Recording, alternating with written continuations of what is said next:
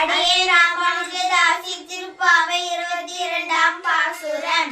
அங்கன்மாஞாலத்தரசர் அபிமான பங்கமாய் வந்து நீர் பள்ளி கட்டிற்கீழே சங்கமில் பார்போல் வந்து தலை பெய்தோம் கிங்கினி வாய் செய்த தாமரை பூ போலே செங்கன் சிறு சிறுதே எம்மல் விழியாவோ திங்களும் ஆதியை தனும் எழுந்தாற் போல் அங்கமில் அன்று கொண்டெங்கள் மேல் நோக்குதியல் எங்கள் மேல் சாபம் இழுந்தேயோர் பாவாய்.